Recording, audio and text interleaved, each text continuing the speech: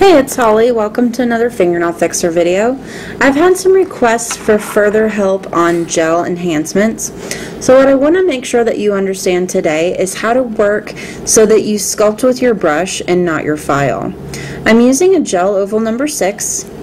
I'm going to get a little scoop of gel, actually a good size scoop because this is a nice long nail. And like I show you in the video on how to work with the gel, I'm going to roll it off in the center so that my arch has a place, and then I'm going to work with the gel after that. But instead of working with it from a top view, I actually want to show you working with the gel from a side view. When you are working with the gel, or even working with liquid and powder, the better you sculpt with your brush, the less you have to do sculpting with your file. So when I pull some of the gel down from the center, notice that the angle of my brush is parallel to the angle of the nail. So I'm pulling the gel down the nail so that it creates the angle at which my brush is at. If your gel is already angled towards the tip of the nail, you don't have to do as much filing in order to taper it. See how it lays that gel at a taper?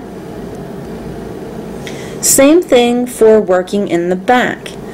At the back edge of the nail, you want to create so that you have difficulty telling where the gel ends and the natural nail begins. So when you're working towards the back of the nail, you would have your brush parallel to the angle that you want the back of the nail to have. So as I'm pulling some of the gel from the center, I'm working with the brush at the angle parallel to how I want the nail to end up. When you get towards the center, you're going to work with your brush a little more flat.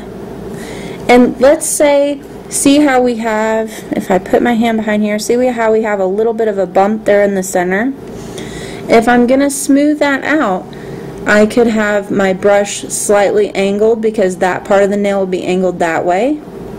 And then I can lower the angle as I work to the center, and then dip the angle back as I come towards the end, so that my brush always reflects the angle that I want the nail to have. So then if you look at this from the side, you really see how it's starting to create that arch.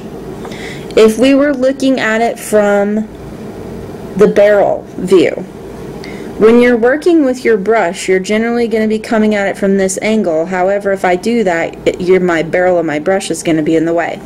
So I'm going to come around at it from the backwards angle. At the tip, we still want it to be tapered, but we still want our brush to stay parallel. Let me see if I hold this differently, if you can. There we go. Parallel this way means my brush in the center is straight, but as I work towards the side, my brush still has that angle down towards the tip, but my brush turns to the side. Same thing when you work to the other side. It would be tapered at that angle, however, as you work to the side, your brush turns to the side. So to just look at it with the brush alone, let's see if I can, let's do it this way. On the top of the nail, your brush is flat, but then your brush turns as you work to the side of the nail. And see how that looks when you're looking at the bristles of the brush? That's what's going to help give you that nice taper into the sides, so that when you're trying to finish file that nail, you don't have these giant side ledges that you're trying to file off of the edges of the nail. Because of your brush angle going down to that side, your Gel actually tapers down to the nail, which makes your finish filing much more simple. I hope this little bit of help on sculpting with your brush helps improve your gel application and shorten your finish filing time. Have fun with gel.